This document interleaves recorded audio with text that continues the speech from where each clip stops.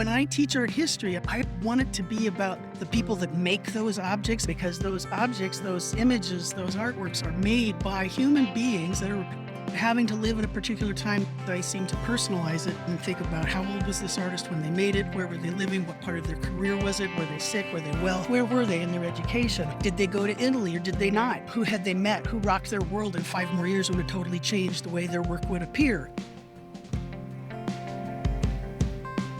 Greetings, listeners. You have found Platemark, Series 2, A History of Western Printmaking. My name is Ann Shafer, and I'm an independent curator specializing in prints and printmaking. I am joined on this journey by Tru Ludwig, who is an artist, printmaker, and art historian, as well as a professor at the Maryland Institute College of Art. We taught History of Prints together 15 times. Hundreds of lucky MICA students were able to see up close and personal hundreds and hundreds of prints that I pulled for them, especially in the print room at the Baltimore Museum of Art, where I was a curator of prints, drawings, and photographs. The History of Prints class taught at MICA has changed its focus, and neither Tru nor I is involved in it anymore. But what if we could teach history of prints, making it fun and conversational, informational, and lively? No one does it better than Tru. I thought it was important to create an archive of that class that so many students told me was the best they'd ever had at MICA. So last September, we started with tools and techniques, the social milieu, and finally got rolling with 2 episodes on Albrecht Dürer. We have made our way around Renaissance Italy. We've run through the Protestant Reformation and the Catholic Counter-Reformation, and we've arrived at the last of 3 episodes on Rembrandt van Rijn. It seems like a good place to pause for a moment or two. During our brief hiatus, we will be releasing select episodes from Series 3, the next series, which will be interviews with luminaries from the print ecosystem. We'll return in late summer and pick up with a history of prints then, so don't despair. Today we're talking about Rembrandt van Rijn and his intense output of religious images. Remember, the first episode we hit on the landscapes, and in the second episode we talked about genre scenes and portraiture. So finally we've come around to the religious images. Rembrandt is special because he humanizes the characters from the Bible in a way that no one had before. Whereas in Renaissance imagery, saints and Christ are fairly static and monumental, Rembrandt's figures bring the stories to life. It's as if you can picture yourself in them. I firmly believe that the history of prints is the history of our shared visual culture, and I believe it shouldn't be hard. It is my goal to present art history to you in a way that is digestible and fun. So I am going to let Tru lead us on today's journey. Buckle up and we'll get started. Welcome to Platemark. This is Series 2, A History of Western Prints. A history of Western prints, not the history. Just we're reminding our All right. listeners. I think I said.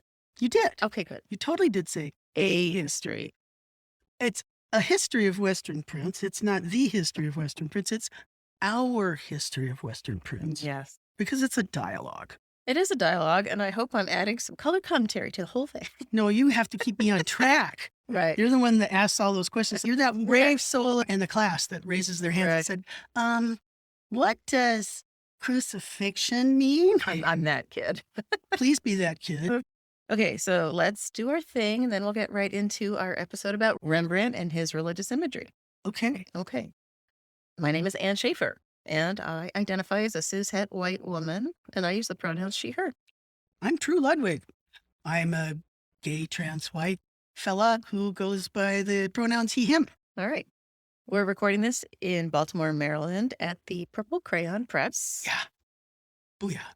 The land of the Piscataway Conoy people. All right, what you got for us today, Tru?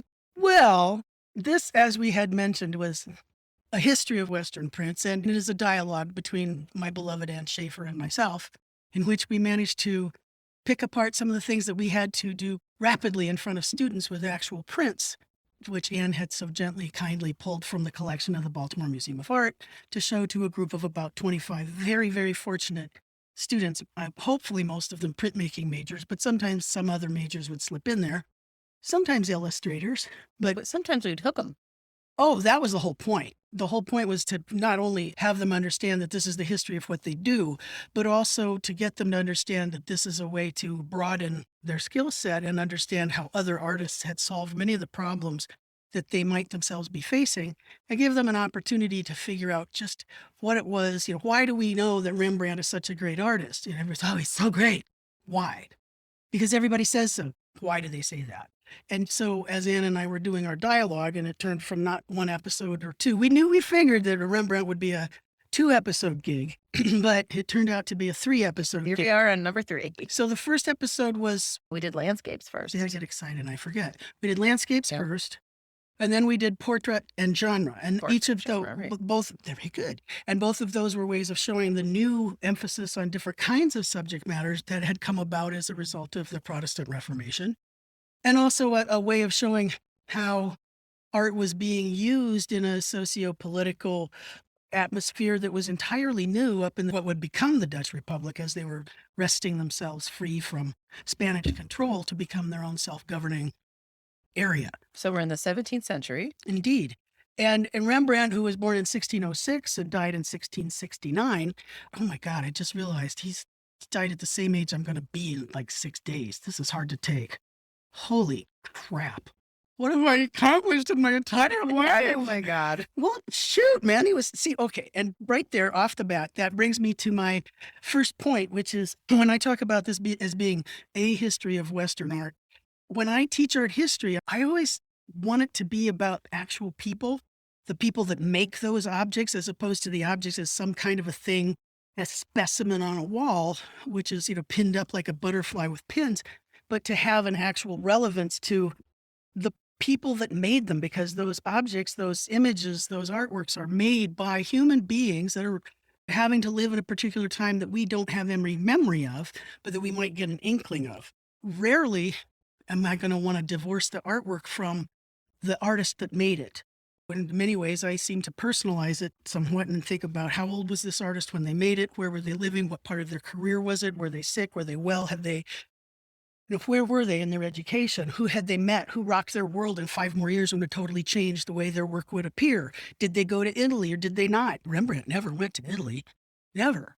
But he was aware of so many of the Italianate forms of art making and was mindful of those. And why was that? Well, he didn't need to, for one thing. Well, no, I mean, like, how did he know? Because things were being spread with prints. Oh, you think? Yes, it was. And it's true, indeed. Anne is now grinning broadly because of the concept of those paper museums that we had started to see really be generated, particularly by the Four Winds, that publishing house that was founded by Hieronymus Huck. Thank you, Anne. That's for you, Tom Huck. The idea of prints sending the ideas. But the other thing that we had pointed out in the portraiture episode was that there was indeed Italian art coming north. And one of the most famous portraits that we have of Rembrandt, his self-portrait on a stone sill, which he did in 1639, he was a whopping 33 years old, which, that was pretty old at that time for a maker. But, at that time, he is at the peak of his career. He's just bought his big, beautiful, expensive house on St. Anthony's Straat in Amsterdam. But he has seen a portrait by Raphael of Baltasar Castiglione, of this humanist scholar, and he aligns himself with that by visual connection with the same pose and wearing this beret, which is what MICA students now wear to their graduations, which is kind of cute because they're just finding that out right now because graduation is in almost a month. But the idea of being aware of the artist's life to me is phenomenally important. There are those that would say that you only pay attention to the artworks on their formal qualities or just what is being illustrated. But I think with Rembrandt, more than any other artist, it's his portraits, his oeuvre, his painted output mirrors his etching output or vice versa, and those mirror his life, I think, in many, many ways. We have up to 75 self-portraits. Actually, what I'm showing on the screen right here to Anne is that self-portrait that I just talked about of him when he's, showing himself off. It's his business card to Amsterdam of himself as an artist leaning on a stone sill. And the next portrait he does in etching is many years later. It's done in 1648, and now he's 42 years old. And the appearance of this individual is wildly different. In the first one, he's shown himself as an inheritor of the Renaissance, as a Renaissance courtier, gentleman, scholar. And in the 1648 self-portrait, what do you see, Anne? Well, a lot because he's set himself in in a dark interior next to a window. The whole thing takes on a darker pallor because the stone still one has basically nothing around him. It's all white space. It's all about Eve. Yeah, so yeah, you can only look at him because that's all there is. In this case, you sort of look out the window and I wonder where he is. And we start seeing that he's cast himself in a darkened interior. His face is illuminated by a window off to his right, which gives us an opportunity to see it's as though a window out of his life, into a very sparsely indicated landscape, but that there's a wider world out there. But we're inside with him in this darkened chamber, and we see a middle-aged man. And in those days, that would probably be an older man. He's 42. He's gone through several things in his life since he had sketched himself in his, golden prime. And here he is pensively looking out at us, quite possibly sketching himself on a piece of paper. Well, I would say almost melancholic. Indeed, because by 1648, his life has changed dramatically. His wife had died in 1642. That was only a year after his only surviving child was born. And I also kind of wonder if even those two events, that Saskia had given birth to Titus, might have helped weaken her system, Right. because she was ill quite a bit, and then she dies. But if he raised Titus on his own, Well, that's a great question, because the year after her death, he gets was nurse the nursemaid, Gotcha. which starts a whole nother chapter of Sturm und Drang, because she's supposed to be the nursemaid / mistress, but then gets really irked when the housemaid, that pretty little girl, Hendrike Stoffels, ends up being slightly more interesting to him than she does. And that promise of Canada marriage causes her to sue him. And then he eventually has her turned into that's a nuts. Yeah, it is. But aside from that, you also have the thought of a guy who was at the top of his form. He's just finished painting the Night Watch the same year that Saskia has died. And every source you'll ever read will tell you how deeply he loved his wife, Saskia, who was 13 years his junior. But he loved her, and he sketched her constantly and included her face in many, many artworks. It's interesting to think that the year after that is when he did the 3 trees, which we did a really, I hope, thorough enough investigation of how that is a very secular way of undergirding the 3 oak trees on a summit, not a summit, a hillock, with the Dutch landscape stretching out into the distance, but that those were wonderfully parallel to the 3 crosses. I see himself mirroring his life and the way that he would interpret and make visual the texts that he reads so carefully from the Bible. I think that there's a crossover there. And the other things, like one of his most famous and important patrons was Jan Six, and he had done that magnificent portrait of Jan Six standing, leaning against an open window with his back to the world, with all of the riches of his life cast in darkness. And what he's doing is he's reading and enlightening his mind to material, to thinking, to, an enlightened soul. He had stepped up his game. He was really working as an etcher in the 1640s. He just has mastered his technique in remarkable ways, and how he's all on the brink of doing so many inventive ways of creating scenes. And the other thing we should be aware of is that towards the end of the 1640s, some would say 1647, is when Japanese papers were introduced into Holland. And that also has a phenomenal effect on how he approaches the making of his prints, because he pulls his own prints. And he won't pull them in editions, because that concept has never existed. He'll pull them in batches on an as-needed basis, and consequently they may be on different papers. In doing so, they would be differently inked. He would approach them much more as a painter, and he would wipe away certain areas and allow certain light to be highlighted in images as he wiped them. So all of these things I'm putting out there, this image of him in his studio, I'm going to assume it's his studio, just looking at himself very carefully, is also right at the time when he's finishing up his 100 Guilder print, what would become to be called the 100 Guilder print. And we'll discuss that in a minute. The idea of divorcing an artist from the making of their work, I think, is just dreadful here. It's for me, I take it very seriously. I don't want it to be like when you watch the nature shows, you're not supposed to, the naturalists are not supposed to anthropomorphize some animals. And for instance, when a mother cow is stripped of her calf and she just moans and moans and moans and moans, we're not supposed to think of that she's bereft because her calf has been stripped from her, but it's pretty hard to believe they're not. But it's really easy for us to anthropomorphize the animals. And I would hope that as human beings, we would think about the artist as a maker and not just as some remote person from the past. And so I have that, and keeps looking at me, why are you so worked up about this today? And it's because it's Rembrandt, and I think of him as somebody that I always want to know more. Today is Palm Sunday, so what we're going to discuss is also formally in my head, and it's the week before Easter, and so much of what we're going to talk about is really appropriate. So, I mean, Rembrandt is, if people know not that much about prints and printmaking, they probably know that Rembrandt made etchings. yes, So he's sort of, but then they go, what are etchings? well, that's true. But he's like a name people know. Mm-hmm. And there's a reason. He's that important, which is why we have 3 episodes on him. So Yeah. and get excited. Yeah, please get very, very excited, and I'll try to speak in complete sentences. The other thing that has always delighted and fascinated me was the fact that Rembrandt was so well read. He carefully read the Bible and understanding and interpreting ways of researching stories from the Old Testament and the New Testament. And it wasn't that he was just responding to supply and demand. I also think it had a lot to do with his own feelings or sensations of how to make this image. And yes, his image is going to have a more Protestant bent to them. Of course they would, because they're etchings, they're small scale, they're to be used in the home. They're not graven images, they are parables, they are stories. He is a storyteller.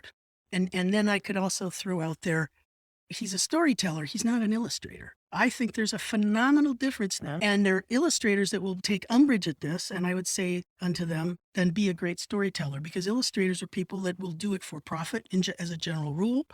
In my school, there's still there's still a schism between the fine art department and the illustration department.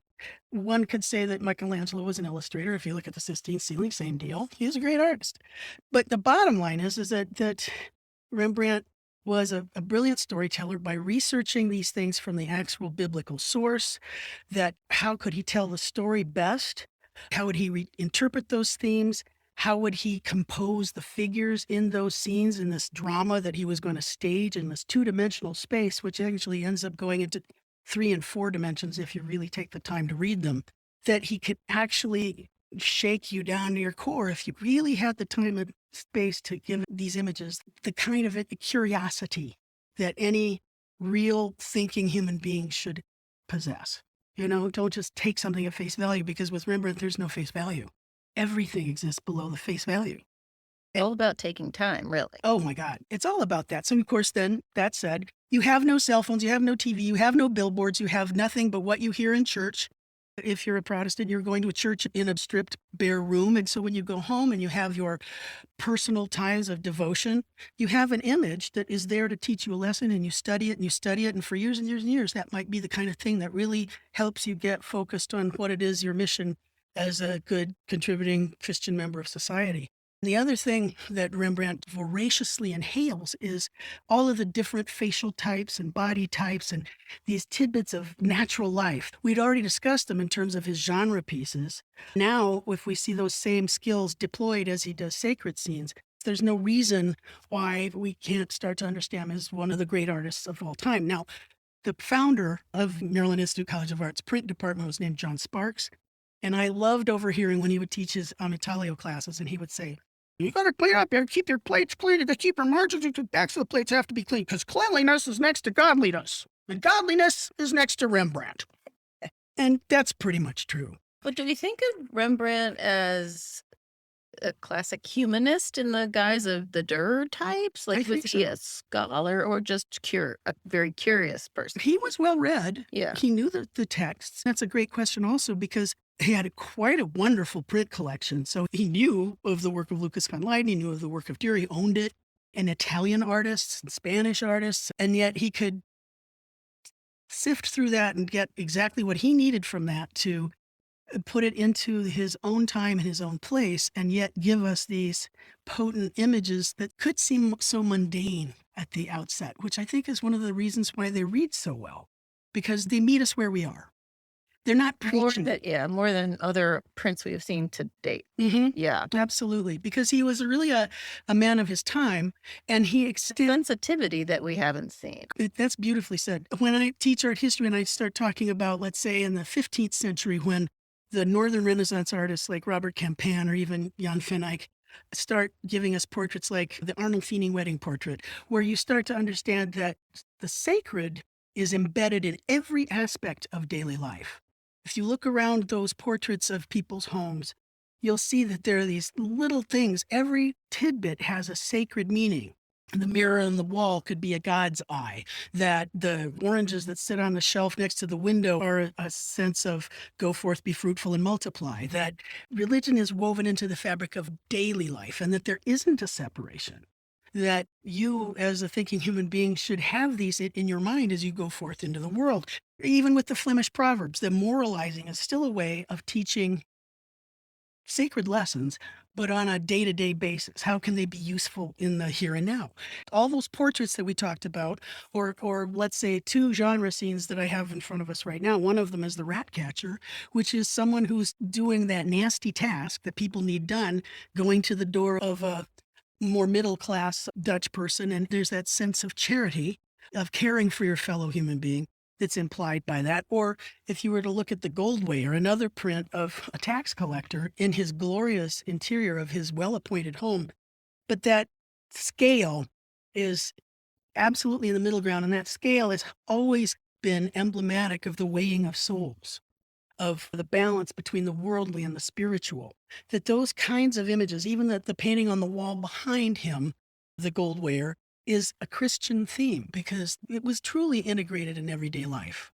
And I think that if you were to look at a few people that are still walking around wearing crosses around their necks and you ask them why, there's probably a reason. And it's not because it's bling, it's because it's their faith system, that they believe in a thing.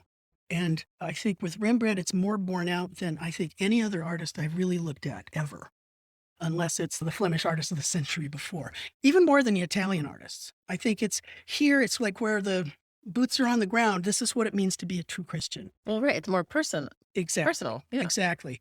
And if we were to look at the kinds of portraits that he did, I'm showing the portrait of Jan Silvius, the preacher, of being able to impart that the preaching of the gospel, the preaching of the word, of the teaching of the actual text of the Bible is a phenomenal gift.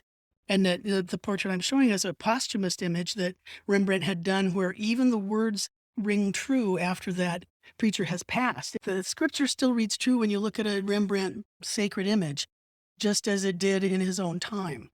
It's interesting to see where he starts, because what I'm showing now, I'm pairing Rubens' Descent from the Cross. It's a 15-foot tall oil painting that used to be at the front of a cathedral with its engraved reproductive print done by another engraver. And I'm comparing that to Rembrandt's own small version of a Descent from the Cross, which couldn't have been more than 24 inches tall. The painting. Yeah. Which became a print, which was about 24 inches tall. It's as though the painting were the study for the print, if you will, even though the composition has a whole lot to do with Rubens, the big, hot, spit Catholic Counter-Reformation counterpart that he is keeping an eye on. And in so doing, you look at this early one, and this is 1633. That's the year that Rembrandt moves to Amsterdam, and he's got this image here for you. I'm going to ask Anne to tell me what she thinks just looking at this. If you soften your gaze, Anne, and you look at that, how does this compare to other etchings? If you were uninformed, but you keep your eyes soft and you think, how does this compare to other etchings I'll see of Rembrandt do later? But does anything about it seem different or? Well, it's always struck me as being too completed. It's like, it's just too done. It's too done. It's too cooked. It's though he's shown off enough to say, I can do what Rubens is doing, and this is what it would look like in etching. And then you keep thinking about that. Let's go to another one. We would always show this one to the class. It's 1636. It's Christ Before Pilate. It's an enormous plate, really. It's almost 22 inches tall by almost 18 inches wide. And he was 30 when he did this, and we would show them this, and then eventually I said, let's just cut this one. Why did we decide to cut this one?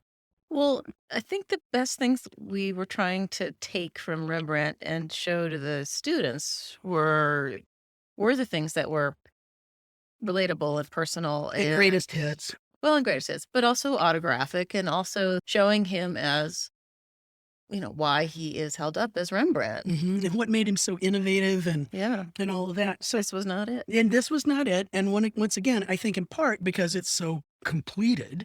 It's like the story is done, it's told, and it's an illustration.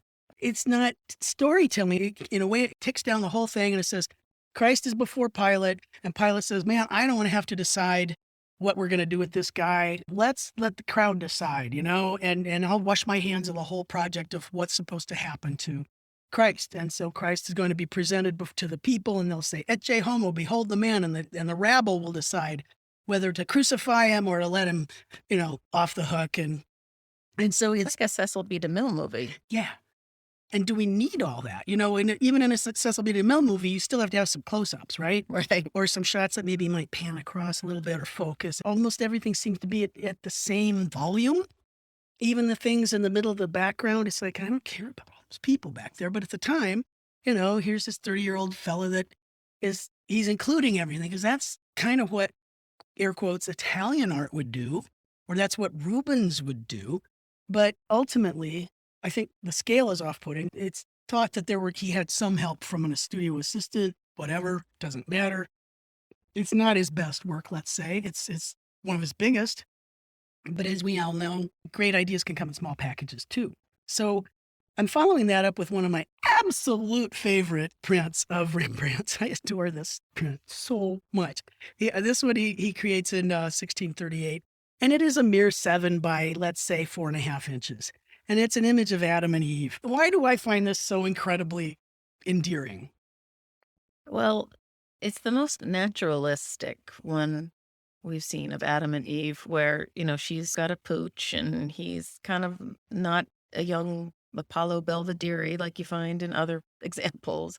And the expression and conversation that's going on between them is just sort of like the Bickersons or something. Totally. It's it's a husband and wife. Right. And she's like, look, this is my apple. The snake over there in the tree gave this to me. And he's like, they said we weren't supposed to. And she's, and they're nasty little pinched up faces. And she's definitely got a middle-aged kind of, big round body. And he's got some good legs on it, but it's not like he's Mr. Heroic. And his body language is all kind of contorted. Like, I don't know if we're supposed to do this. And they're right there, in the center to foreground. In the very foreground is this massive tree with the evil, nasty, lizardy, snaky, devilish thing that said, here, take this tasty piece of fruit. And in the background is bitten far less time, but we know we're in Eden because they're just a nice big old elephant. And elephant is wandering through, going through. So we know we're in Eden, right? There aren't a lot of elephants wandering around in Amsterdam. There's this nude pair. I'm comparing it also to Dürer's version of Adam and Eve, which is so beautiful. And as Anne said, there's Dürer's version from the teens of the 15 teens. And Adam looks like the Apollo Belvedere, and Eve looks like it's almost like a Venus, and everything is completed and perfect. It's an engraving, and it's lovely, but it's so compositionally that tree smack down the middle. Boom, almost like one would, yeah. And then these leaves, these branches have sort of gone and conveniently covered their nocti bits. Yes. And Rembrandt's like, well, there's a thigh that kind of rode up, so we don't have to look at any of Adam's junk. And, well, she's a woman, so you can just show her. Well, and also she's the centerpiece, which is kind of lovely because she looks a little like Saskia. And, you could read that as woman as the progenitor of mankind. Indeed. And if you also notice the way, this is beautifully said, by the way. Thank you. If you notice how the shadow is falling on her, is the shadow coming from outside the frame and it's making the devilish serpent's shadow fall on her? Or is the shadow coming from Adam that's falling on her form? I think it's the serpent. It's hard to tell. Right? Yeah. But the shadow is a way of describing, it's almost to say, you see where the darkness is where the pain of childbirth is going to come in. Yes, absolutely. And you, buddy, because you have teeth marks on that apple, are also going to have to suffer and work. And it's a couple bickering over, like, we can eat that food. And their nasty little pierced up faces. It's like, yes, that's an Adam and Eve story that I can get behind. It feels Well, and relate to. totally, right? And totally, we have Adam and Eve, and that's our first sense of understanding that he's giving us, a battle of the sexes with true human nature, where Dürer gave us, like, this is the truth of the human body, that we are as gods. Here we see that we are wonderfully flawed human beings that were made by God. And that, to me, is just as endearing as it could possibly be. And as Anne pointed out, she does bear a vague resemblance to Saskia, who was not a slender, svelte little person. She was pud-faced, as Simon Shaman would say, which is a little snotty. But she wasn't, well, she had the zaftig quality that women of the Baroque era should, because that was healthy and, you could shoot up babies. That's the kind of idea that I enjoy so much about that Saskia was a muse for him. And Rembrandt sketched her frequently, even created etching plates that would look like multiple sketches of Saskia, as though he used an etching plate as a sketchbook page. It could be that he was creating those etchings with 4 or 5 different views on them, because he's not stupid, because he's realizing by this time by 1639, his etchings are now definitely a means of his money making. And people are starting, and so even a page that looks like a sketchbook page was something that could be purchased. Is it purely Saskia? Is it purely learning to sketch on a plate? Or is it also knowing this too could sell? The next image I'm going to show or discuss with Anne is one that, for the longest time, I didn't quite get it. Because, yes, complete consideration, I did go to St. Olaf College, which is a college of the Evangelical Lutheran Church of America. It's a church school. It had a great music program. It had a really stellar reputation. And if you came from the Midwest, it was regarded as the Ivy League of the upper Midwest, quite frankly. It was a school where you could have 2,000 students with really great instructor-student ratio. It was just an amazing place. And I had opted to go to this school instead of University of Iowa, where I could have been one of 30,000. And it's a decision I still don't regret, even though I'm still paying those loans. But when I got to that school, Hashtag, hey, President Biden. yeah, just come on, just say it's done, okay? Honestly. Please. I've been paying for 40 years. My 40th reunion is coming up this June, and I still haven't finished paying that shit off. However, when I got to St. Olaf, everybody had grown up Lutheran. I grew up Presbyterian.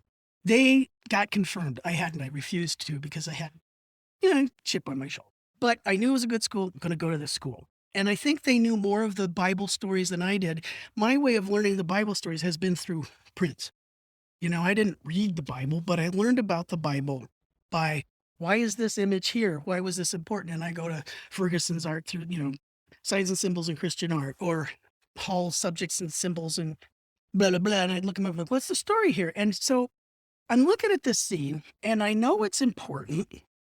The first time I studied for History of Prints, I had 2 weeks to get ready for that first round of that class. Like, why is this important? And I kept looking at it. It's the presentation in the temple, which Rembrandt completed about 1639. It comes from the Gospel of Luke, and it talks about how Christ's parents were required by Jewish law to bring their newborn child to the temple to be presented to a priest. That was a law, and the firstborn sons have to be brought to the Lord's temple within 30 days after birth. It's a law. All right. But only for the firstborn. That's fascinating. Yeah, well. That's fascinating. And it's probably the boys, too, anyway. Of course. Anyway, Simeon, who is this old guy, really old guy, had a revelation from the Holy Spirit that he would not die until he had seen the Messiah. And he is an old man he's ready to go, but he's like, you can't go until you've seen the Messiah. And he's the priest in the temple? He's the old guy that is being presented with the baby. Now, I'm not convinced he's the priest. I don't even know. But what I do know is that he's receiving the baby. And that very day, when the baby Jesus is being taken to the temple, he's directed, the Holy Spirit says, go to the temple today. You got to go. Seems like, okay. And he gets his tired little satin body to the temple. And Simeon is there, and he intercepts I'm not going to say Christ, Jesus's parents, as they're walking toward to the priest. And he intercepts, and he takes the child in his arms, and And at that moment, he offers this song of praise to the Lord. And he says, now I can depart in peace. If you look at how Rembrandt has staged this scene, where does your eye go first? Well, it goes to Simeon because he's got the darkest cloak on. Right. And he's 2/3 of the way over. And there's a sunbeam hitting him. We'll call it a sunbeam, sure. Jesus rays. Jesus rays. And in those, there's a Holy Spirit all the way down. It's like, actually, if you think about it, cut an X, strike an X through this composition, and it's almost dead center. But we don't even realize that that's there until the shaft of light hits Simeon. Mary has handed him the infant. Behind Simeon, there are other priests and other churchy people. And in a tunnel off to the left, it's balanced beautifully in terms of light. Rembrandt is using light as a complete storyteller in itself, because there's a darkened arch, but that sunbeam cuts right across it, so you know that the arch is pushing back into the space. And there's some dimly sketched people. There are other folks at the temple. And then on the far left-hand side, there are some other very important figures. They're more fully rendered. But the most completely rendered is Mary and the baby Jesus in Simeon's arms, and Simeon, and his face is rendered with maybe 6 to 10 strokes. And it's this expression in these 6 to 10 tiny little bits of a scribe flashing across a plate that nailed me that semester after my mom had died. And I was looking at this upside down as we were standing up at the Print Study Center, and I looked at it and I went, I've seen that face. Yeah, it was crazy. And I couldn't speak. I know. You're rarely stuck. He got me. But he got me because I had seen that face on my mother's face the morning I said, you can go. You can take a walk. And she died by 5 that evening. But I'd seen that face, and it just blew my mind. And suddenly this thing had all the relevance in the world. It wasn't just some old, story. It was that I had seen that face, and it was an old person being told, it's okay, you can go. The Messiah is here. And I've never been okay with this print sin. And all I could do is say thank you to Rembrandt. And how can you put a couple little flutely-doots of line there when everything else is, sketchy or fairly fully described, and the face has really got so little there. But it's those few marks. It baffles me how practice makes permanent, Here's a guy that's drawn and drawn and drawn and sketched and back with head lay, prints his own plates. Boom, there it is. And it's that kind of thing where he finally gets you. And Simeon says, my eyes have seen salvation. And an elderly prophetess takes the baby away, and off he can go to his future and, his future in the hereafter, his homegoing, if you will. I've never been the same since looking at that. And I'm thinking about a fellow who is, 36 when he put together this image. And I think, how did he know to get that face? How does he know to get the faces of those that are standing around and all of their expressions? That's because those genre scenes and all of those self-portraits and looking at all of those faces of the Jewish people of the part of the city that he lived, he's always just always like, oh, I could use that, I can use that, I can use that. And here they come. They show up in these etchings, even more so than in his paintings. If we were a person in the golden age of Holland, then we would be able to see these more often because we may have owned them. And the currency of these would be far more relevant because a painting is for one person or in one location. This was a kind of thing that could spread it all around. So even if the plate degrades, or even in an earlier state, you could see that it's still red. I think in this one is our first opportunity to really see what a brilliant stage director he is. Saying, you there, okay, I'm going to want a Klieg light that goes on this guy. I'm going to want you folks to be standing off over here. You guys need to be in the further distance. You're going to create this shape. He blocks the scene so brilliantly when it comes across. And so that, as a prelude to say, in the same year, he does The Death of the Virgin, which becomes one of his most popular prints for obvious reasons. I'm going to let Anne talk about this because you heard students, every time you pull it, and they go, ugh. And so he does The Death of the Virgin in 1639. That's a fact. Okay, now you tell us what isn't fact. Well, The Death of the Virgin is pretty big. It's 12, maybe 13 inches tall or so. I don't know. Do you have that written down? Doesn't matter. Got it. 16 by 12 and It's a half. huge. It's a big plate. And the thing that always struck me about it was that he has described the action beautifully, but there's this top third which is full of maybe a puto or two, is so dang sketchy. It's like he ran out of time, but it still works. Yeah, okay. You got a theory, I see. Well, no, I'm not going to say he ran out of time. He realized he didn't need to Ah, because there's no way he ran it. This is a best-selling print. And he printed this and printed this and printed this. that's his best-selling print. Up to the 100 Gilder. This is Okay. one of his most popular. Yeah. But it almost looks like billowing smoke out of a... Exactly. Yeah, it's like the thing's on fire. Yes. Oh. You mean like the Holy Spirit?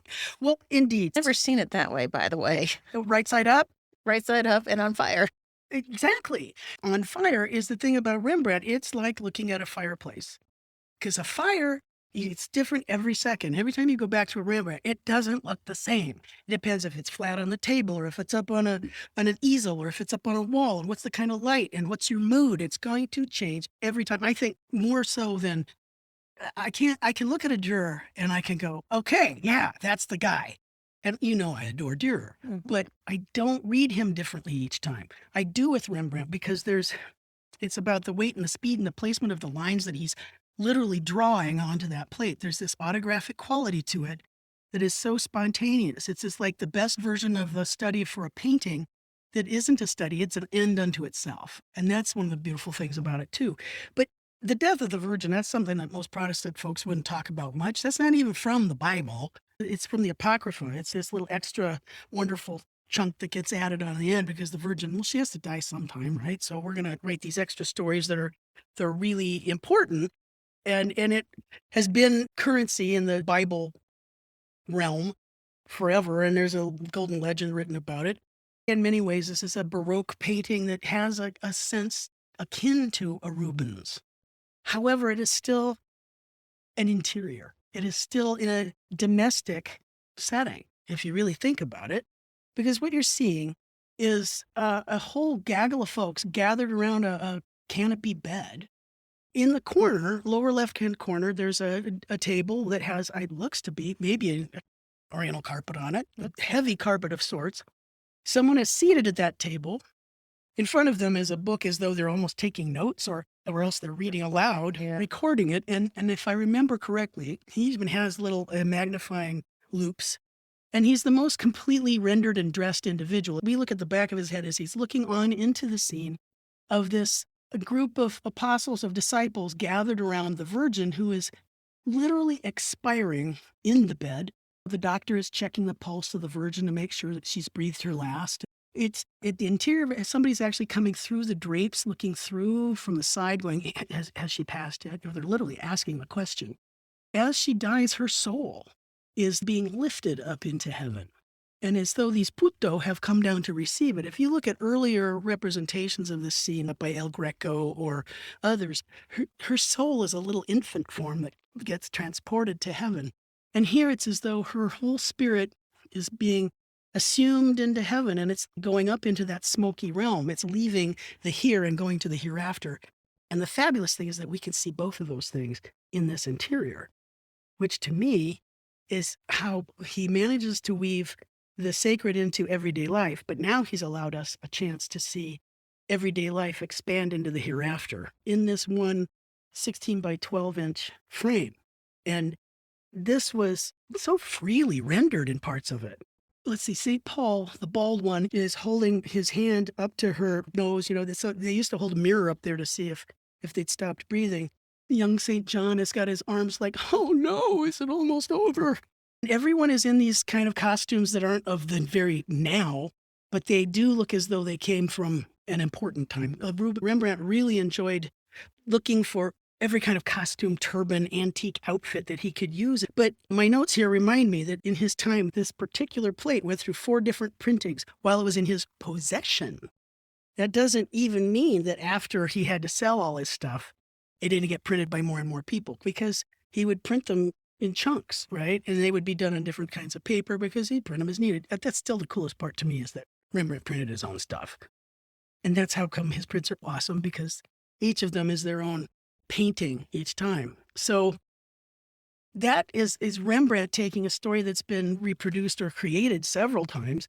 A couple of things that could feed into it is that he owned The Life of the Virgin by Dürer, which was a woodcut cycle. But he's extrapolating the Virgin on the bed and the canopied interior from Dürer.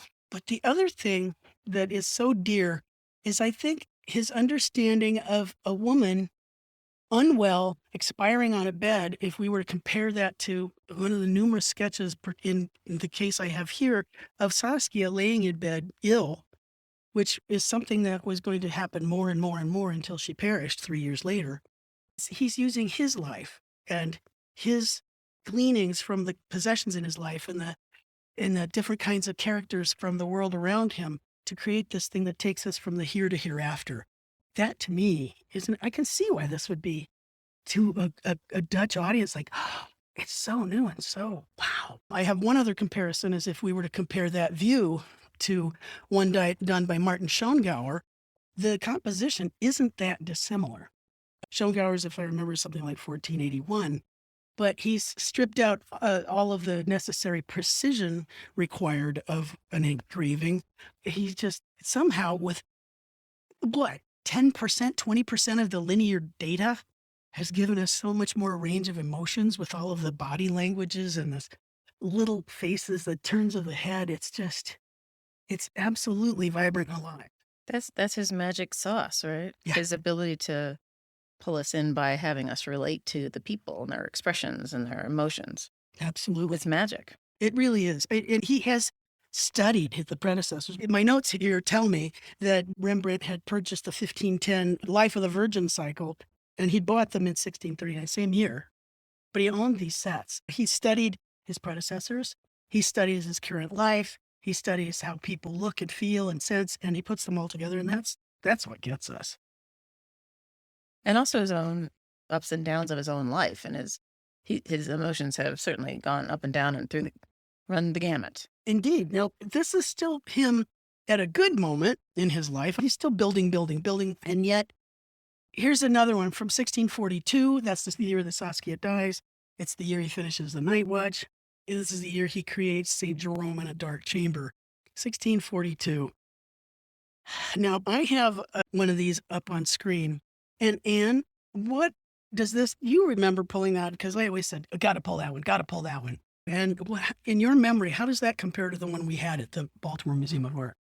Well, the one you have gotten from the web somewhere is either overexposed or that was not inked as heavily as the one in Baltimore. Because the one in Baltimore, the interior is almost black and you can hardly tell. There's stairs behind St. Jerome. If you tilt the plate ever so slightly, you can see these marvelous landscapes of ink that are piled up on the surface of the paper. But because Rembrandt printed these things and he wouldn't pull the ink all the way out of some of them, this one is more instructive because it shows us. You see what's in the plate. Yeah. Yeah. But even in this, and it could be that this is a later impression. So, Anne, when we pulled this print out, or we would, let us say, when we revealed St. Jerome in a Darkened Chamber, do you recall what the reaction usually was? I'm pretty sure there were oohs and ahs, and that's just not like, fair. "Oh." Yeah, And I'd look at them and I'd say, and that is done only with line. correct. How many different kinds of cross hatchings and times into the bath? It's how many worlds of color are there in this black and white that he creates? Well, St. Jerome was the person that had translated the Bible in 386 into the Vulgate, into Latin, which at the time was the language of the people. Well, we know that Luther had done that as well. Actually, St. Jerome was more of a Catholic saint, but Rembrandt really appreciated him a lot. In fact, he did 7 different etchings of him 7. over the course of his, yes, he devoted 7 etchings and a number of drawings to this saint, who is part of really the Catholic canon. The Protestants would only really keep St. Paul and St. Peter, or St. Paul Lutheran, and you'd see St. Mark sometimes, but St. Jerome is never somebody the Protestants talk about, which I think is interesting because Luther had stripped it all down to 2 sacraments, communion and baptism, as opposed to all of the sacraments and all of these different things that the Catholic folk know to do, which I kind of wish I knew more about. But I mean, Saint Jerome is the saint of the people because he's Translated the Bible into their language, right? getting people to read for themselves. Right. There would be those that say, well, since Rembrandt chose to do St. Jerome 7 different times, then maybe he's not completely dogmatic in his views about Protestant or Catholic. Well, maybe so. I mean, he was also living in the Jewish part of town on purpose because it was a more interesting place for visual stimulus, and he was much more cosmopolitan in who he would consort with, you know. It's also not to say that there wasn't this hidden Catholic church up in Amsterdam that we visited, actually. It was a Catholic church. It was hidden across 3 townhomes in Amsterdam. It was a covert Catholic church.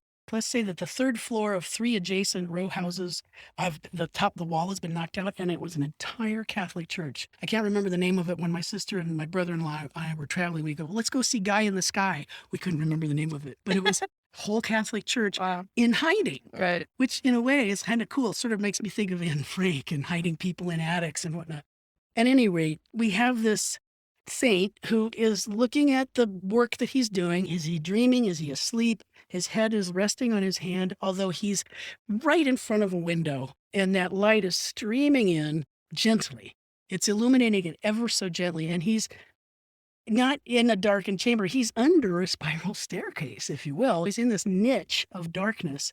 You can see a beam, which we could see in our BMA one. You can see the beam of the house, which kind of frames the top of it, and it centers him in the present time. He's wearing that beret that Rembrandt would wear. And there's a skull there, which is associated with St. Jerome. But it isn't really, how many different ways can he depict this saint? And I think he had to, in a way, his return answer to Dürer's St. Jerome in his study from 1514, it's far less illuminated, but it's far more focused on the saint. You know, I mean, the light really, you can see him wiping away a little bit more right where the saint is, so that that window lets in just enough light to illuminate the saint, but it doesn't have enough power to reach the rest of the room. I think it really centers our gaze on that. The students just ate that up with a knife and a fork because it's just so dark and so powerful. And it's focusing on him in a moment between labor. Like he's not actively writing like he is in the Dürer print. correct. Right?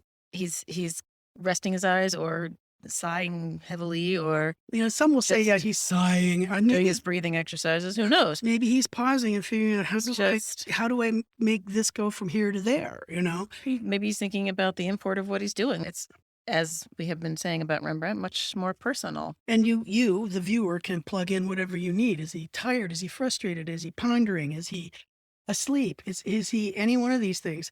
And in the And Dürer, it there's humanizes the saint. I mean, absolutely. like he's just like us. He just happens to have saint in front of his name. Yeah, pretty much. You could just call him Jerome in a darkened chamber. And it's another opportunity for us to just see how you can totally understand how when Rembrandt is wiping his plates, what he can leave or let go of. It would be wonderful for you to be able to see a very tightly pulled wiping and one that's much more it's got a lot more plate tone left on it. And you can see that those are all Rembrandt decisions. Okay. Uh, I'll find some. Yes, you will, because you're the one who's so awesome at that. Now, that's that meaty year when Saskia dies. The next thing he's going to be working on it, some sources would say that his most famous print was something that he was working on from 1639 to 1649. He completes the Christ surrounded by the sick, receiving little children in 1649. I can't imagine that of course he was thinking about it for 10 years. There's no question. And he's reading the Bible. He's very carefully interpreting it. He's doing miraculous things. But again, this particular print gives us an especially profound sense of Rembrandt, the storyteller, versus Rembrandt, who's just illustrating a little chapter from St. Matthew's Gospel. Well, and interesting that he's choosing oddball passages to illustrate.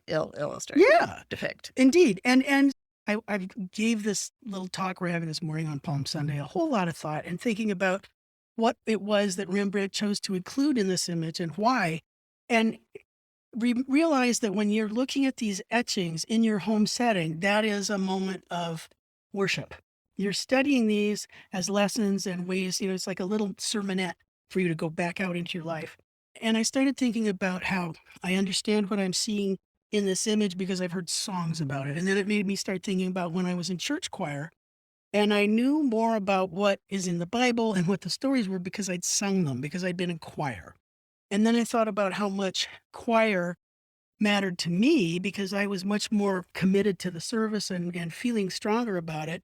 But I also realized that for those who don't sing, one of the things that was always wonderful was when at the end of a service, the congregation would come up and say how much they enjoyed what we sang and how it really helped. And it was literally music ministry. So there is this sign you'll see in many choir rooms that it says, "He who sings prays twice." And to me, it's thinking about Rembrandt making these kinds of sacred images. There's some worshiping happening here. How do I tell this story best? And I think in many ways, telling the story best, if we were to compare the Night Watch, Lieutenant Banningcock mustering his troops from 1642, we look at this massive portrait of all of these individuals that are in the civic guard gathering for a little parade to go through Amsterdam and show how important they are.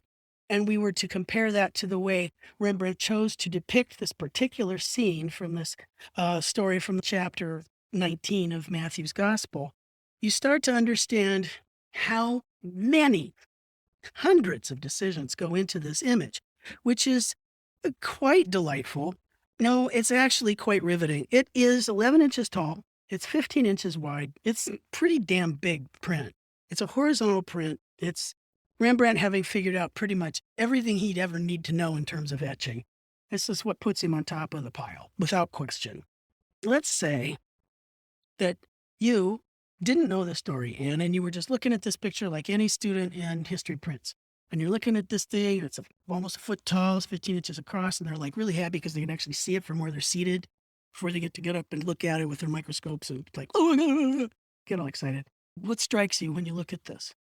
Well, for me, the compositional light-dark values shift from left to right. Like everyone on the left is super, well, sketchy, but also that means they're brightly lit. Mm-hmm. And it comes to Christ in the center, who is emanating light as he does.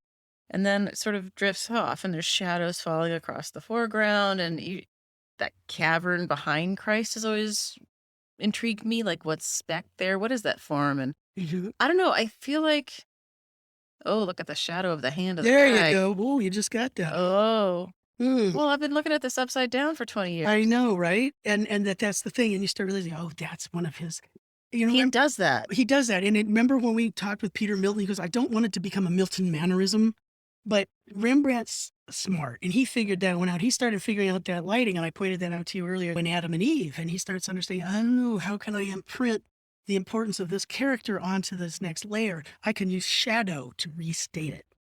Right. But you don't get there right away. Right. Mm-mm. So you're looking essentially at a wedge of light from left to right. It goes down and it gets smaller and smaller. And then all of a sudden it's cut off by a vertical strip, which is a doorway of some sort with a bunch of people. It seems like that's inside. There's a whole wedge of dark in the lower right-hand corner.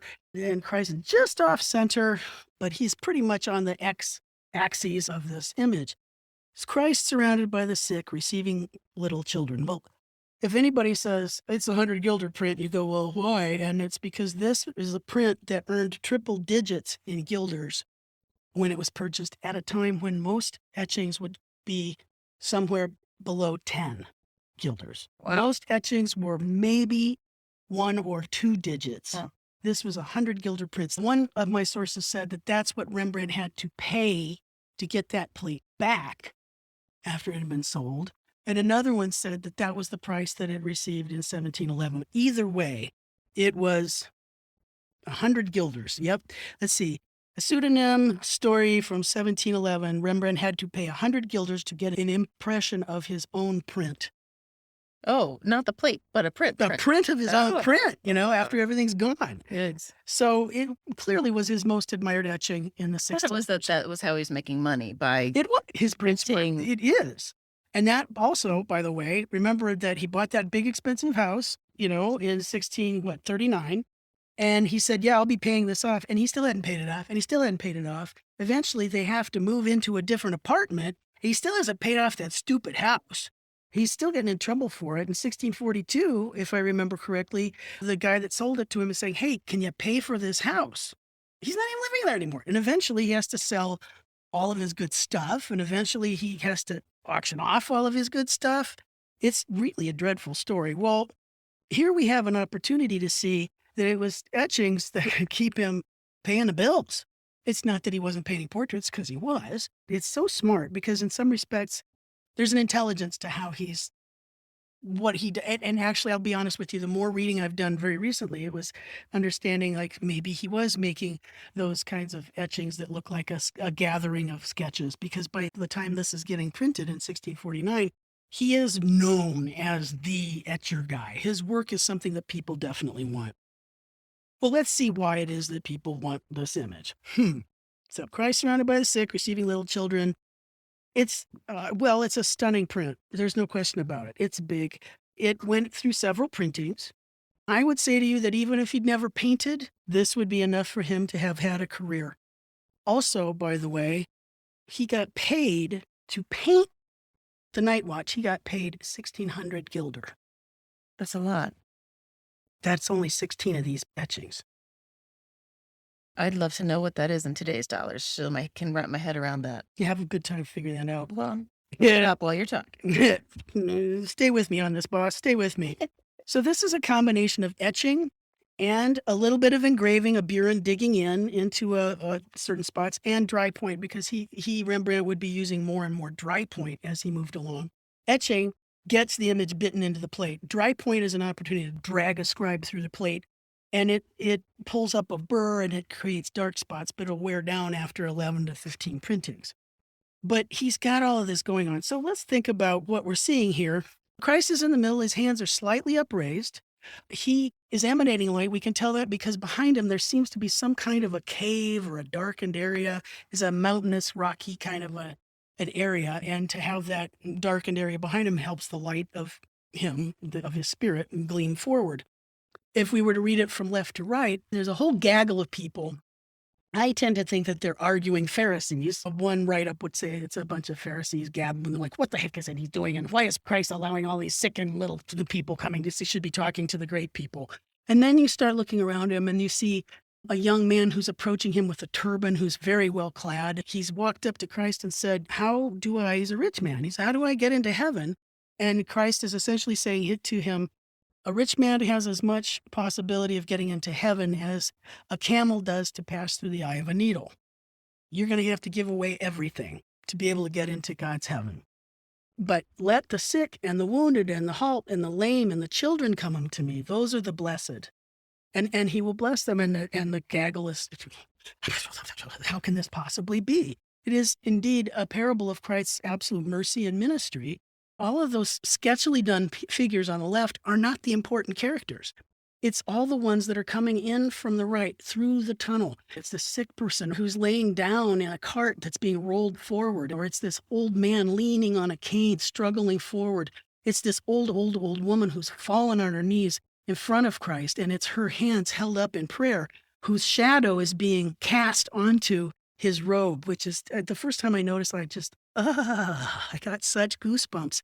It's a woman who's already reclined in front of him, looking like she's almost ready to breathe her last, and she's leaning back. There's a little kid who's trying to drag his mom in from the left, who's saying, come on, Mama, he says that we can go. And she's looking incredulous. This little kid is dragging this beggar woman past a rich man with his back to us, up to Christ. And these are the least of that are coming to him to be blessed, to receive healing, to be receiving hope.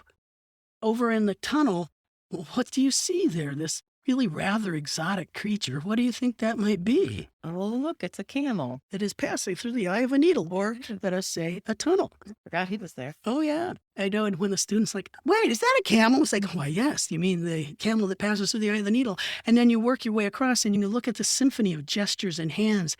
There's this guy that's reaching, saying, come to the halt and the lame. And he's bringing them forward. They all lead right up to Christ. St. Peter's on one side of him, the bald guy who's trying to guide traffic.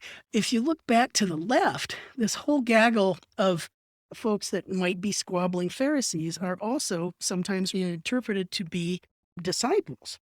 which I think is fascinating because I thought, are they? I thought they were squabbling that nasty people. I read this article by Blake Gopnik in the Washington Post. And if you look at them, they're actually in the positions of some of the apostles from the Last Supper, Leonardo's Last Supper. What? Yeah. Look at them.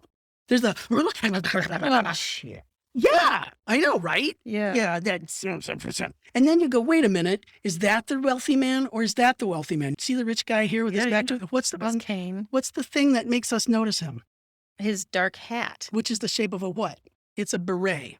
It is? You saw it in a, yeah. Okay. And if you look at what he's holding, you'd see, is that a cane? It could be, or it could be a maul stick. It could be the stick that a painter uses to rest his hand on. Holy shit, that's him. Yes, it could very well be Rembrandt, who's on exact opposite end as those that are the blessed. He's as far away from the blessed as he could be. It's as though, is this a self-portrait? What? Yeah. Oh, shit. And so, I know. And all through all of this, you're going, but wait. And everything has a meaning. Here's Rembrandt assembling every morphotype, physical, facial, state of human being. And then he still has time to throw in a little dog that's like going, looking curiously at things. He's looking at little bits of nature. It's amazing. And then you think, oh, wait, so this pose of the Virgin Mary, oh, wait, that's just a woman who swooned. Wait, is that a Virgin Mary who's swooning at the foot of her child? Because if you raise Christ's arms up just a little bit more, then it's a crucifixion. Because it's a prefiguring of his sacrifice. Sure. And then we got all of this going on. And that's why these reward scrutiny. Correct. There's so much more there. If you just look at each of these little faces and you understand what he's left in the dark and where's the light source? Is the light source, how is it that they're getting light here? How did it manage to reach the woman's hands to project onto him? Right. He's got internal light. We've got light coming through the tunnel just a little bit where the folks are coming in. It's so filmic. Yeah. It's so that idea that only the truly faithful can enter heaven with their childlike innocence and they have nothing of the material world, that they don't buy indulgences. They just need belief, and they are amongst the chosen. That is a storyteller. That's somebody that would get us at the word jump. And thank goodness that it's 11 by 15 inches, because then you have to look at it and look at it. If it was 15 feet tall, somebody's yelling at you. You can well, that's too big. I can't take it in. Right. It's sitting in your home on a wall, or you pull it out every so often and you study it. And that's when you start to understand why this is so freaking amazing. The beret on Rembrandt, possibly from back here. I was reading that hat as being attached to this face that's in front of the figure, not that his face is turned away. Like I was reading it as a really odd shaped hat. No, but now you realize, now in your defense, but you start realizing that he's standing with his hands clasped behind him, and he's not watching the lame and all the halt come through. His head is turned to look at the argument. Right. So he's misdirecting, or is he saying, this is the problem? What you need to do is that. And or maybe separating himself out as not worthy, or Indeed, exactly. Right. Because it's after Saskia, and he's at this point, I think there's a middle-aged man who is becoming very aware of some of his own shortcomings. And I think in some respects being mystified as to how this could have happened, Sure. Again, But with that kind of talent, you would think he would be sitting pretty. Right. But artists are the best at doing the money thing. Okay. But we also, which we haven't mentioned, is that there seems to be a dog in just about every one of these. Why not? Okay. That's everyday life. How do you get, hey, look, there's the dog. There's a pooch. And then when there's the pooch, then some little kid will go, well, what else do you see? That's my wit. It's a hook. Of course it is. To me. Yeah. Or squirrel or something like that, right? So to me, for Christ receiving the little children, that's brilliance. That's one of his biggest etchings. The other thing it's interesting to do is watch as he wisens up. Rembrandt wisens up over the decades, or what does he let go of as you get older? What is it that we tend to learn to do as we get older? We hopefully learn to let certain things go. When we think back to that, you compare this and how much is in this print compared to that early Christ before Pilate Yeah. from what, 13 years earlier? Whoa. Right. That's okay. This is A+ student. That's like this is a solid B. Good job, dude. Yeah. He looks like anybody else, You right? have fulfilled the assignment. Yes, but have you satisfied the assignment? Have you satisfied yourself? You certainly haven't satisfied me. However, the idea of how much somebody figures out. Linda Holtz is the one that put this one on my radar. If we take the story of Abraham and Isaac, and we look at how Rembrandt took this Old Testament lesson and set it in motion for us, there's a really sweet version of Abraham and Isaac, which comes early in his career, maybe 1637, and it's just so sweet. It's old Abraham, the one that was going to really try to do God's bidding. And here's Abraham, and he's, caressing his little son, Isaac. And Abraham's obviously an older dude, but look at this little kid. He's like, you let him squirming around like a little, it's like He's a toddler. he's a toddler. He's a little kid. He's getting caressed. And and it's so fun to see a little boy hands here too. This is a child that's squirmy and interesting. And yet Abraham is looking towards us like one would an older person, like, see what I've got here. What I see also is this comparison of this beautiful aged face and this little impish. In fact, I think we could almost compare one of those expressions from one of those portraits that the little bitty ones. And we have this older Abraham in his heavier robes, and behind him, just a lovely little piece of landscape with some plants behind to just bring our attention right to old and young. But then let's take the story to the point where Abraham has been told that he has to sacrifice Isaac. And God has said, if you really believe in me, you have to take your son up to that mountain and you're going to have to sacrifice him. What God would make you do that? Well, the one that's in the big book that people believe for centuries. Oh. So this is a wonderful etching. This was always exciting to be able to show our students all three of these, basically one from each decade, the 30s, the 40s, and the 50s. So the 30s is this lovely little genre scene. It looks like grandpa and a kid, even though it's an old guy and his kid, because it's the Bible. There's a whole story behind that. It's interesting to see in this particular scene, the one from 1645, Abraham's standing there and he's talking to Isaac, who's got a bundle of sticks in front of him, and says, God, we're supposed to go make a sacrifice at the top of the mountain. And Abraham's pointing upward. And the son's like, okay, right, okay, but where's the sheep? And Abraham's pointing upward, like, well, God will provide.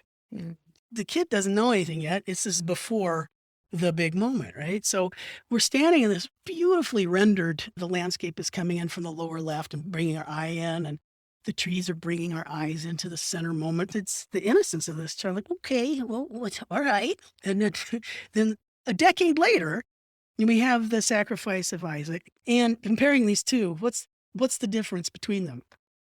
Well, the 1655 Abraham sacrifice is showing Abraham with the knife in hand about to do the deed, and an angel has stopped him. And do you see how the image on the left is essentially two verticals? It's just like a march of verticals. It's a nice grid, bop, bop, bop. And the one from 1655, it's an X, and it is as turbulent as it could possibly be. But how much more rendered is it? Less. Far less. Far less. Way less. Think about it. Look at the darks and that little details. It's a little fussy. Yes. It's 1655. All this tough stuff has happened to Rembrandt. And here we have Abraham. He's got Isaac bent over his leg. He's got the knife outstretched. He's going to have to gut right across Isaac's throat to sacrifice him, because God has said, you got to sacrifice your son, your only son, to prove you believe in me.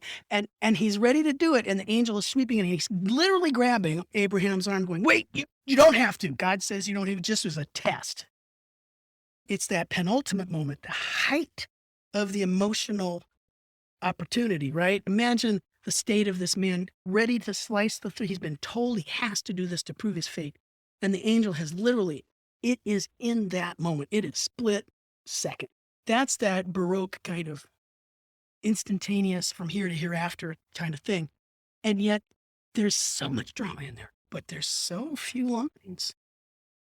And it's that kind of simian thing, like, how dare you be able to imply all of that? And he's even pushing his lights and darks less, but he's doing it in such a way that the knife has been highlighted because the dark was added around it to kind of pop it forward. the angel's wings are helping us go shunk to that moment where it's all of the nexus of action is right where the X crosses. Like Abraham's covering Isaac's eyes with his hand so he doesn't have to see that he's about to cut his throat, like sacrifice him. And you can even see the sunlight or the light, the Holy Spirit coming in from the upper right. How much did he let go? How much had he studied, practiced, learned to be able to say that much with, I would say, 50%? Yeah, for sure. And also, it's so interesting, the one from 1645. I mean, what a sort of mundane moment in the story to depict.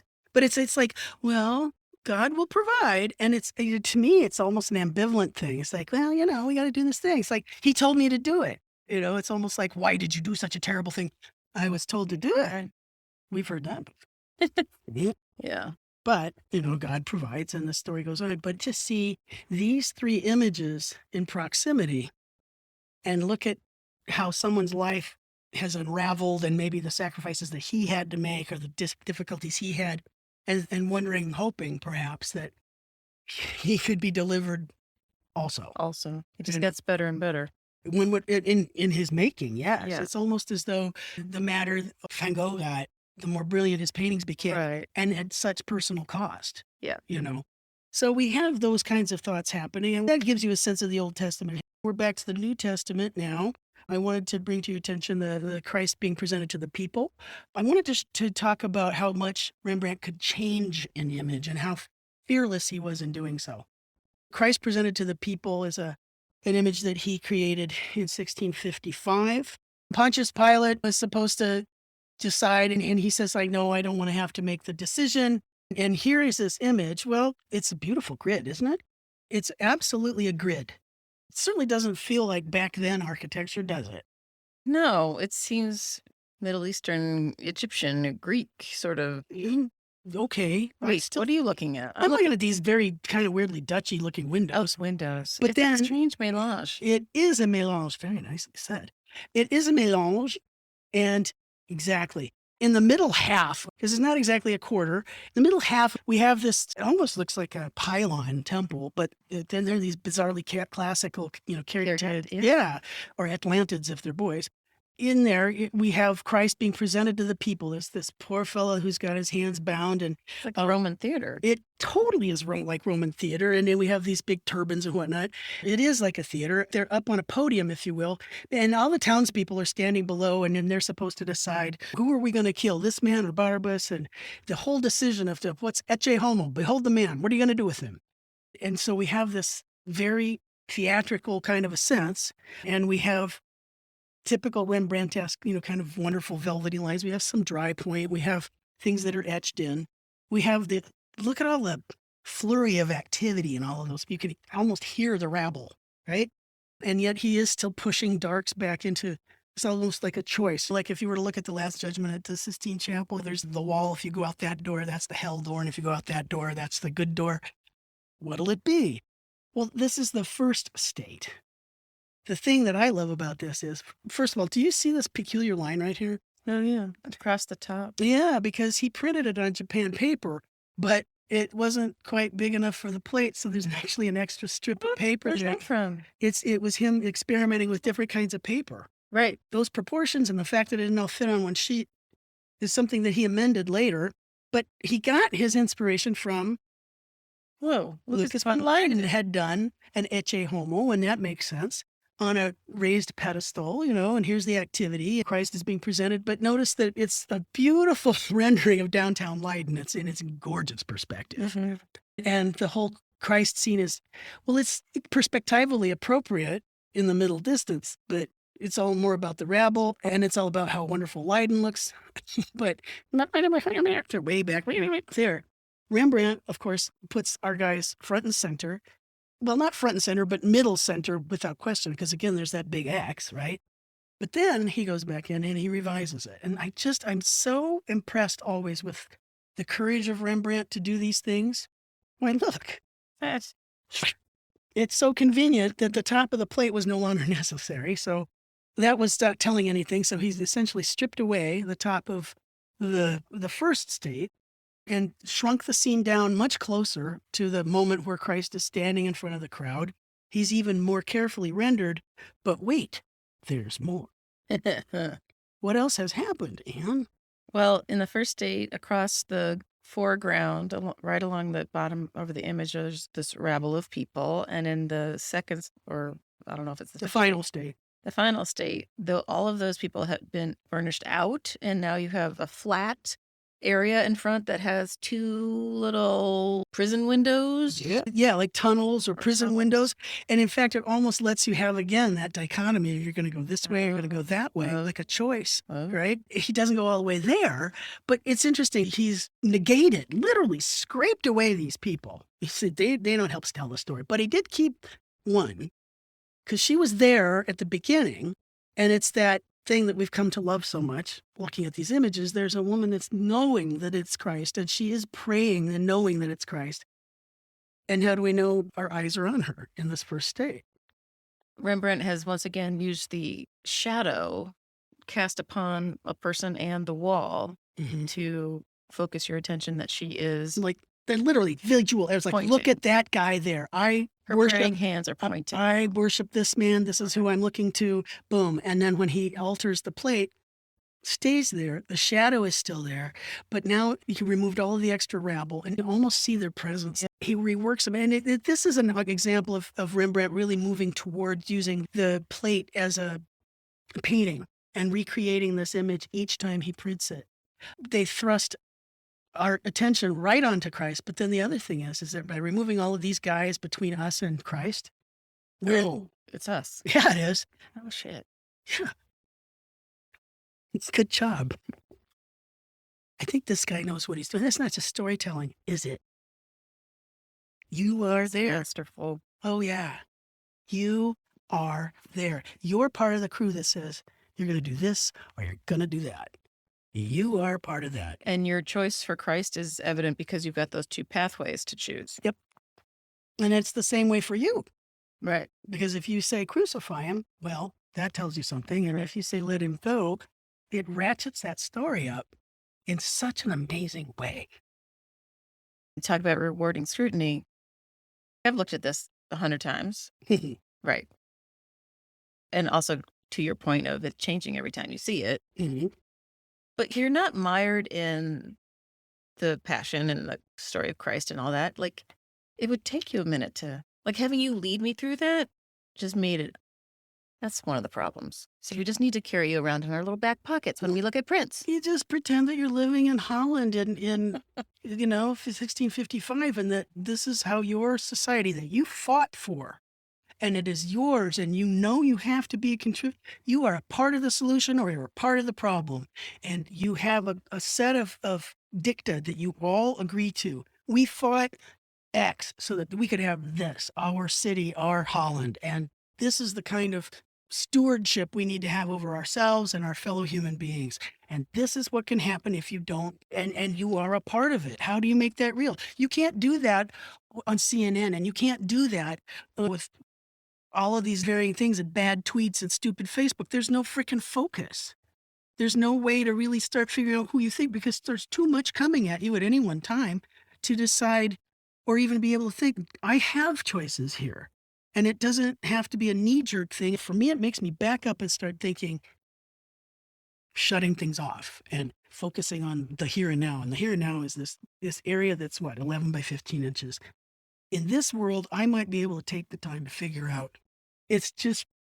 But even if you don't believe in Jesus Christ and all of that stuff, the idea of judging others, it's all about It's all, of course, yeah, absolutely. The social contract. Because you still have somebody who's before a crowd being judged. Right.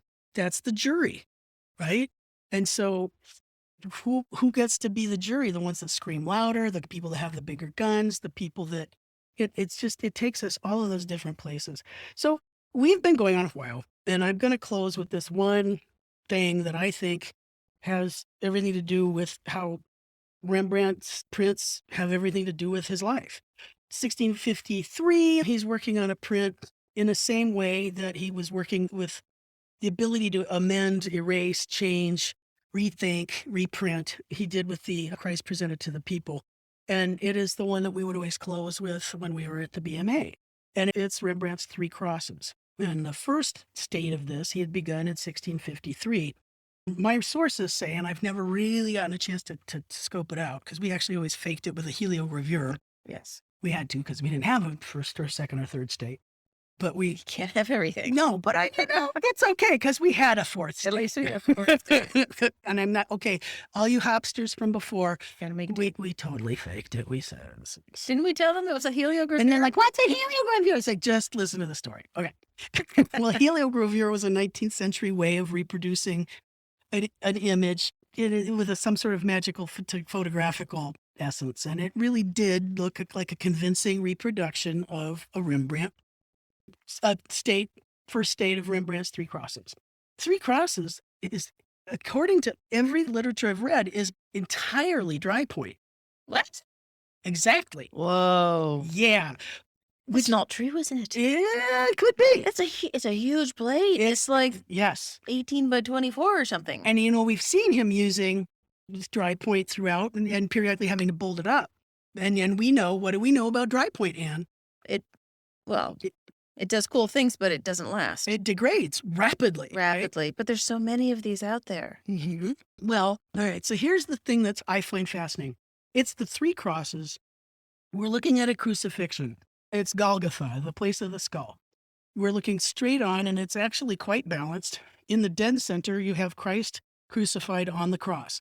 To his left, there's one of the thieves on another cross. To his right, there's another thief crucified on another cross. Beneath them, in the middle strip, almost like a Dutch landscape, frankly. Mm-hmm. Because I was always having to look at this upside down, too. Right. But is the crowd that's gathered around Christ and the thieves. And then in the foreground, there are darker figures towards us. And in the lower right-hand corner, there's kind of a cavern. In the center bottom, there are two figures that seem to be walking off towards that cavern. The light is this V, an inverted V, that's streaming down onto the Three Crosses. Of course, the bulk of the light is going straight down onto Christ. This is the first state. It tells us a whole lot about how Rembrandt's thinking in terms of light and shadow. Thinks of light as an autonomous force, but it is. The light is always an actor in these. It's not just people. It's the light and the whole composition that he uses to create this activity. Christ died for your sins, and here he has died, and he is your hope for redemption. And this particular state, it's said, comes from the Gospel of Luke, is just after Christ has died. He is now the Christ. And he's died, and the two figures in the foreground, one of them is Nicodemus. As they're going down to ready the tomb was what Nicodemus had donated to put Christ in after his death. Now, in one respect, I got to give Rembrandt credit. He would work the plate, he'd print up a bunch, they'd get worn down, he'd go back into the plate, he'd work it some more, print up another bunch.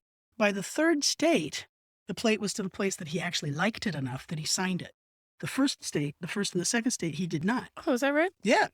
So the third state, he did actually sign, which tells you a lot. So, as I say, he printed them in batches and then he'd revise them. And again, there's no concept of an edition. It'd be so hard to go like, okay, search the world over for all prints of this particular plate, right? And if you were to look at the final state, you would wonder if it is even the same piece of copper.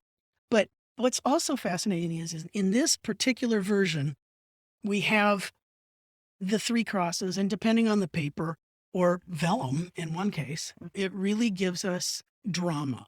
Let's see if you hit me with some stuff. I've just given Ian a really marvelous. This is the one that's printed on vellum, so that very juicy, yummy This is tummy. the impression at the National Gallery of Art in Washington, D.C. on vellum, which is a special object. It's delicious. Yeah. Well, for one thing, it's not on paper. It's on actual animal skin. Yeah, and Like a sacrifice unto itself. right, and the ink sits differently, and it's just, as Tru would say, scrumpy. Yes, As in delicious. right. So this is this the second state? This is the third. Third state, okay. Yeah, so things have shifted a little bit. The cone of light has changed a smidge. There's more circular cloudness going on, I think, on the upper left. Mhm. It does seem to start be roiling more. Yeah, these figures that are in the foreground that are very dark on the left are turning they're Away. walking away. Because Christ has It's all done. and The as spectacle is over. his last words are, "Unto you, Lord, I commend my soul." And Right.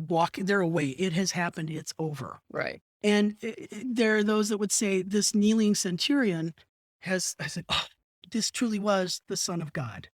This is the centurion who skewered him in the side to make sure, is he dead yet? And that's the moment that the spear hits the ribs is when, boom, this truly was the Son of God. He is He's converted. completely. Okay. It's after the fact. Right. Let's go to 1660. And we think about what's been going on in Rembrandt's life. And he's taken this plate back up. And let's think about, the hardships in his life. And now that he's living in that ramshackle little house across from the amusement park, because he's already gone bankrupt the year after he starts this. Last time we spoke, I wanted to mention that it's by 1658, Hendrika, his former maid and now his common law wife, and his son by his first wife, have now become Rembrandt's employers so that they can sell his work. Well, Because you make the work pop and we'll take care of it. you don't worry about You that. don't worry about a thing. Correct. And by 1660, they formalize their art dealing partnership. And that means that by then Rembrandt has no finger at all in that pie. And that also means that nobody can take it away from him because he still has debts. Mm. You see, because Hendrika and his son are taking care of it. So they're just print dealers. And you can't get any from dad. You can't squeeze, blood from a stone that doesn't have any blood, right? Which is smart. It's a fascinating thing. So he goes back into this plate. And I think of it as a human being who goes back into it. And he redraws this plate in many ways. He scrapes out so much stuff. I mean, you're taking a sharp edge and you are scraping away the surface of the plate, maybe burnishing it down a little bit so we can receive more of these dry point marks. Here's a 60-year-old dude who's taking an implement and digging into this plate and ripping up these burrs, these strips of lines. It almost looks like a downpour, like almost a deluge of anger and solid light and sadness. And what he does when he creates the second plate, he removes some of the crowd, he darkens so much of it, and he redraws Christ's face, and Christ is now alive, and his mouth is open. And it changes it to a moment in the Gospel of Matthew where he is in absolute torture. And this is at the moment when Christ says, my God, why hast thou forsaken me? It is just abject misery. And when he does that, the plate changes so much. And Christ is alive. The light is different. What has he done, Anne? What do you see? Well, the cone of light is now dispersed and the roiling clouds are gone. But added is the super dark, I read it as rain coming down, coming in from stage right, or is that stage right or stage left? I was getting mixed up. I do too. And so much so that rain that's falling has obscured the thief on the right, pretty much totally. Mm-hmm. The maybe good thief. The possibly good thief. Yeah, there's a whole discussion about that. But the fact is that our focus, it can't help but go to Christ in the middle and this one individual where, strangely, a horse has shown up. Right. With a centurion on it. Oh. And behind that centurion is another horse who's literally rearing, right? And so the emotional charge of this is so much higher that everybody is focused on this moment.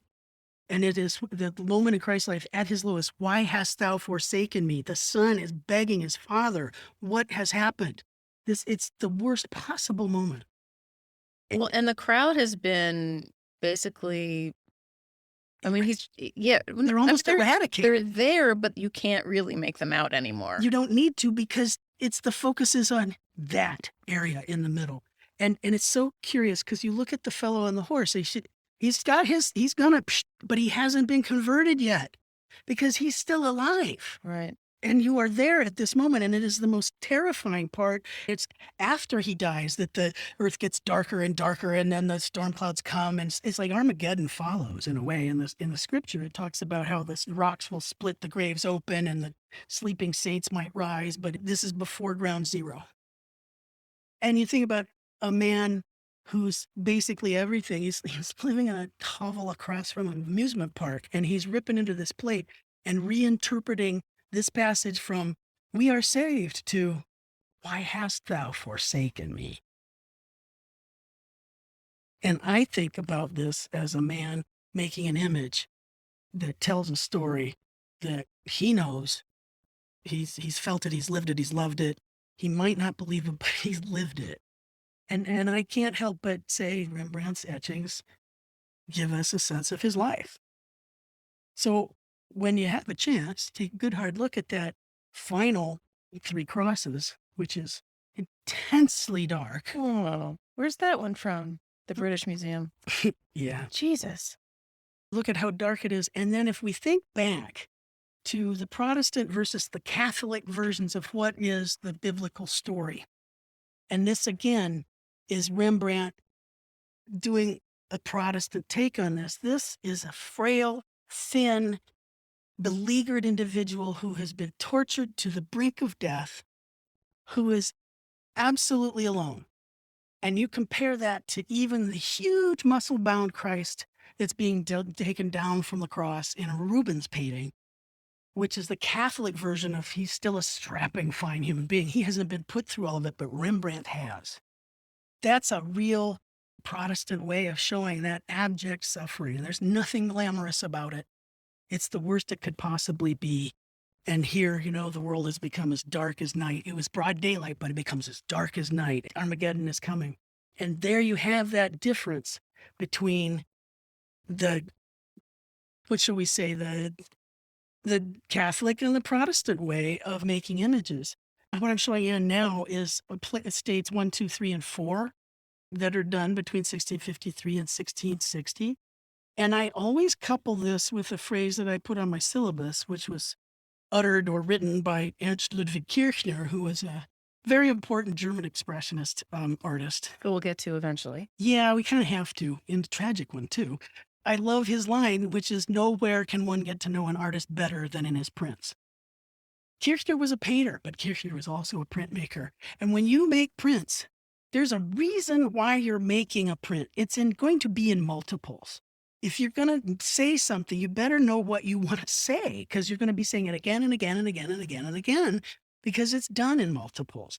And with that, you can see Rembrandt having his say in stages until this final passion play. That to me is a perfectly wonderful summary of those differences.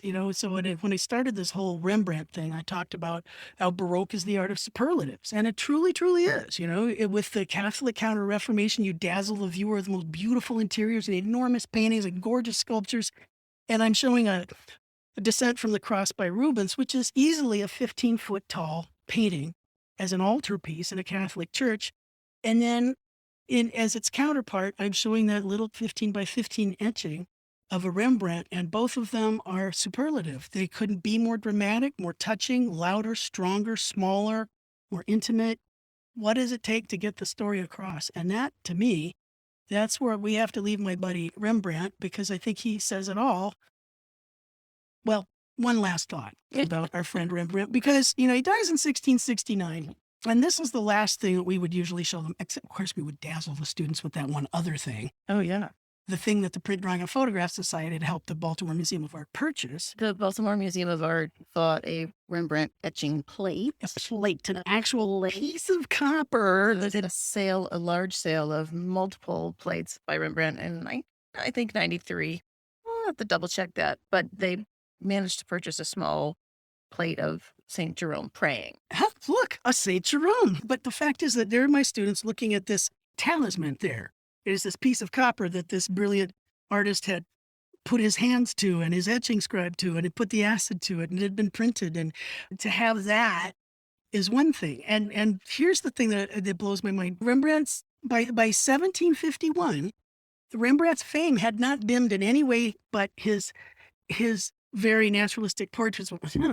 People just weren't improving on those in the 18th century, like the Adam and Eve, much too homely, much too naturalistic. But his etchings were so well revered that he was the very first artist to have a catalog raisonné that was put together in 1751 in this etching revival, that Rembrandt had this phenomenal resurgence in the third quarter of the 18th century. And again, in the 19th century, the whole etching revival that we'll have joy talking about in the 19th century goes back to wanting to be as Rembrandt. So after we'd shown them the etching plate, then we would show them this really tragic assembling of this is so hard to look at. It makes me hurt. So there's a guy named Bailey, William Bailey, who gets a hold of the plate for the 100 guilder print. And because, Just one vote for canceling your plates. indeed, I think that's my whistle, canceling the plate, right? You can, no more will be pulled. So Bailey cuts it up. First, he does some posthumous restrikes, but then he cuts it up. Like, here's a piece of Elvis's hair. Here's a piece of Elvis's, Or like a saint's fingernail. indeed, Or like all those. relics. Thank you. And here we have this sad relic of this plate. Here's a little piece of the ramble. Here's some people coming in. Here's the center part. And when Bailey etches, he touches up the plate, and it's really ghastly, and he reinforces the shadow behind Christ's head, which looks like some bizarre hat, although he didn't screw up the Rembrandt figure very much. But there it is, and you just go, holy, that's disgusting, but it also shows how important Rembrandt was. And the last thing I'm showing here is a page that I found from the net where you can get this chunk of the 100 guilder print as wall art or home decor or as a carry-all bag or stationery or a beach towel. The fact is that he still has some sway. And so I wanted to give you a closing line from one of the other people that I end up realizing I'm in no way worthy of discussing, Rodin, who had said, "Compare me with Rembrandt? What sacrilege! With Rembrandt, the colossus of art? We should prostrate ourselves before Rembrandt and never compare anyone with him." Which is kind of true.